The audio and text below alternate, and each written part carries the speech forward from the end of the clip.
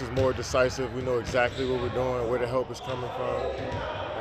It takes a lot of teams like that because they're really great in the pick and roll. So it takes them out of the pick and roll a little bit. So I like how we was able to lock in and kind of make that adjustment quick and show that we can switch our defense up a little bit. So our effort and energy, I feel, is always in the right place, and sometimes our technique is not always there. But yesterday, I thought our technique was always in the right place yesterday. Was that when you talked about defensively being multiple effort teams? Was that an example of that? I think we multiple efforts. I think you set yourself up to do, get multiple efforts if you kind of on the same page defensively on what we need to do and making teams make 2 or 3 passes so you can, scramble. We can't make second and third efforts when they get into the lane, throw one pass and it's a dunk. You see what I'm saying? So, and a lot of that's just teams being good and shooting over top of us or catching a lob over top of us sometimes.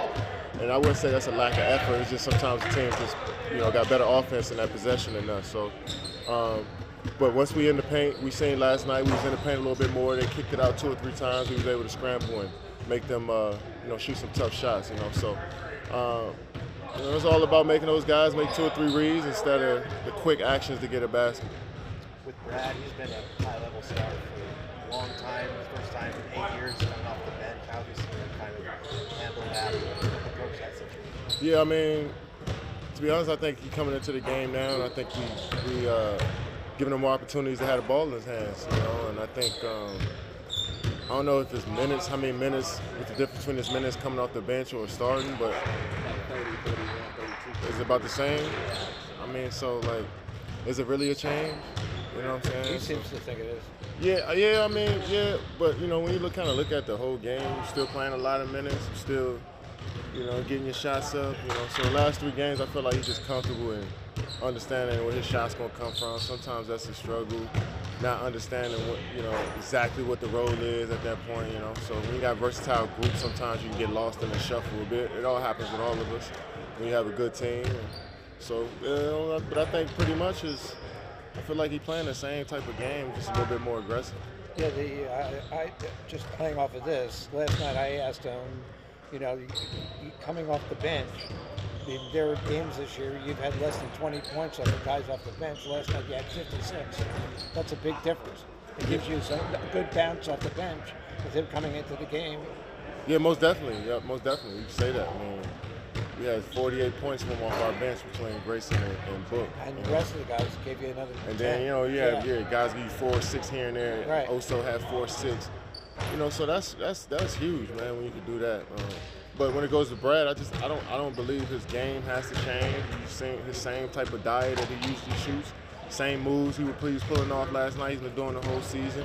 I think he's just more aggressive. I think he's more aggressive the last 3 games and finding his shot, looking for his shot, and that's what we want him to do is to go downhill, be himself out there.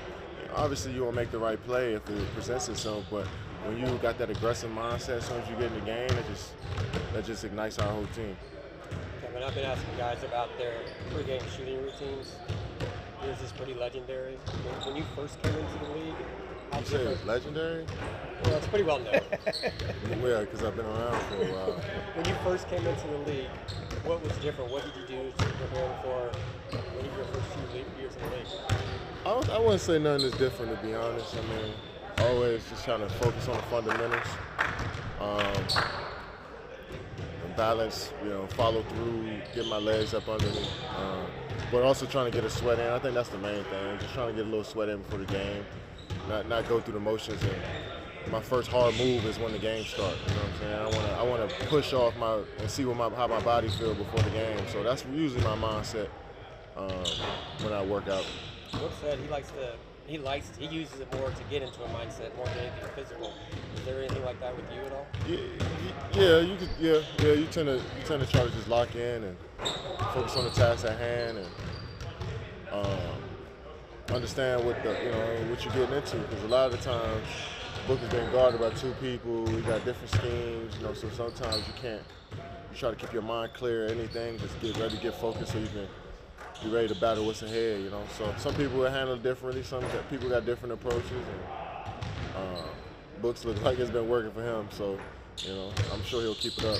Has Fizz helped you with that at all? Yeah, Fizz is. I think every coach that I've had that work with me pregame has helped me. Just little tidbits that they give me throughout the year and stuff that they see from the outside looking in. It's always good to have those conversations.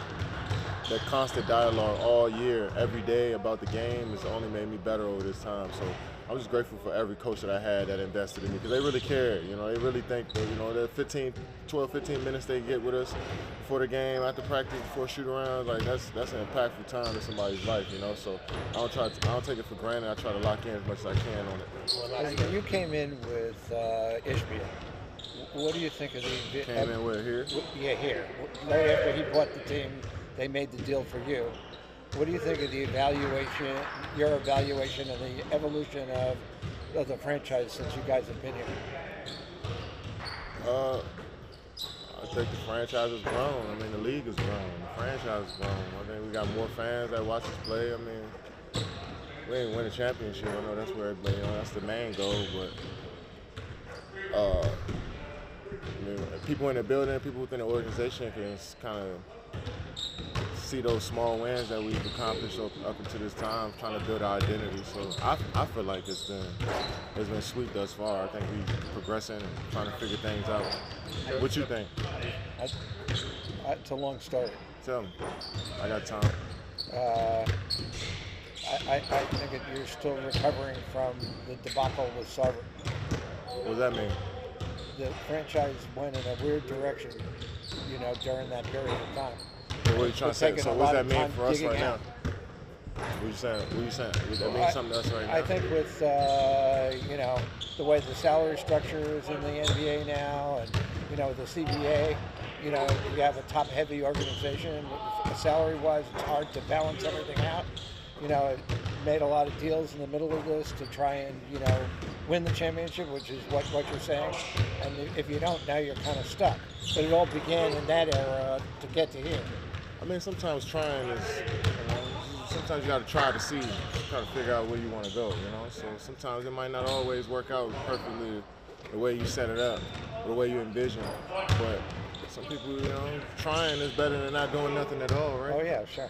You know, so yeah, you get some people. I mean, it depends on who you look at, who you talk to. Perspective may be different. So I mean, I appreciate people that want to put in the work to try to, you know, get on that road to championship level. Right? It's hard, as we've seen, it's tough.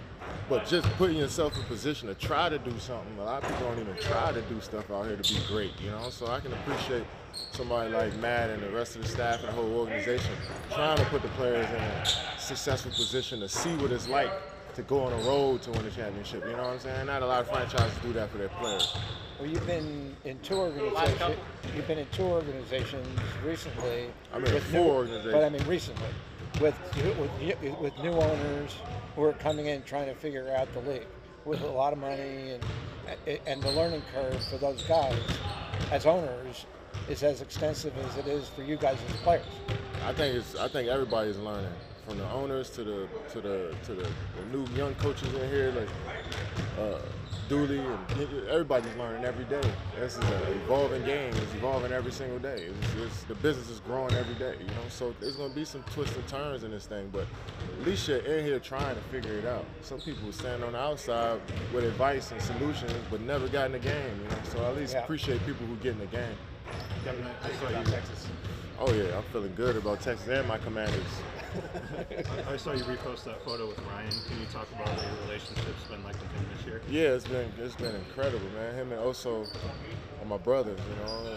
I don't want to call them little brothers because they're wise beyond their years, but my younger brothers, you know, guys who just, once they get to my level of years in the league, they're going to have a lot of stories to give back to their generation after them too. So they're some wise dudes, man. I just love being around them. They challenge me, we challenge each other, we give each other energy, we hype each other up. I love all of that shit about them, man. And they stay into it and stay in tune with the game every possession. And, you know, that shows that culture is being built in the right direction. It's trying to do something, you know what I mean? Right. It might take a little time. You might not see that thing, you know, immediately. I know when you get a player like me, you think it's immediate success and straight to the championship. But little games like that, when you see Ryan go out there and play a great game, and also go out there and you start seeing him getting better and better and more comfortable, now that's the NBA to me. Do you think there's some all defensive honors coming for him in the future? Who? For Ryan? In the future, for sure. Not right now. You know, there's a lot. They gotta know you a little bit more. So more minutes he put in, but for sure, going down in the future is more than that for him, I think. Kevin, another thing I have was just the rotations. Early in the year, you were saying that when he push you in, you just gotta just play with it. No matter when he push you in, as far as the rotation. Like, you see it getting back to that because it's changed a little bit. As far as the rotations, as far as like Devin's coming out maybe close to the end of the third.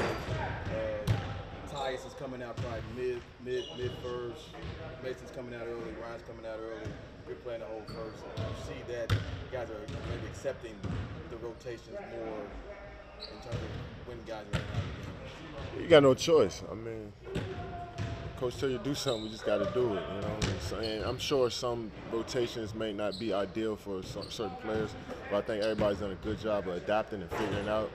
Not complaining or saying a word, but just coming in and doing their jobs. And, you know, that's what happens when you're trying to build a culture of just winning and competing and caring about the team. You know, so we got guys that care about the team and want to see the team do well. Thanks, Kevin. Yep. You Good can talk, understand baby. what I'm saying. How we doing? Like with the rotations now, how would you assess the rotations now? Mason and Brian were the first ones out. Yep. You come out maybe a little after the midpoint. Yeah. Wolf can come out late in the first. How are you assessing it now? Yeah. I mean, that's what the rotations are. You know, and we're, I think, assuming Buzz gonna, you know, stick with that for a good stretch to give it, you know, a fair look. And yeah, so just understanding. I think that's big for anybody. Kind of understanding what their kind of rotations are going to be, you know, beforehand. Obviously, there's a certain field of the game as well, though. Like someone gets hot, someone has it going. It's not someone's night. You know, you make adjustments throughout the game, but kind of understanding going into it what the rotations are going to be definitely helps, and it helps with the, you know, kind of your on-court chemistry as well. So. Another thing I had was your situation where more off the ball. Devin seems like he's more on the ball. Yeah. How are you adjusting to that? Yeah, just being ready to shoot, honestly, being ready to make defenses pay. They're showing, you know, a lot of crowds to Book and K. And so, yeah, playing a little more off the ball, you know, screening a little bit more. But, yeah, just doing whatever's asked of me, you know, trying to just get back on track as a team. So, you know, everyone's just trying to do whatever's asked of them to help contribute to winning basketball. So for me, being ready to knock shots down is what I'm focused on. Brad's obviously another guy that's taken on a different role. Yeah. Recently, how have you seen him adjust to coming Yeah. off the bench? Seen him adjust well, being ready to go, being aggressive as soon as he checks in the game. And that's been huge for us, and we're gonna need more of that out of him.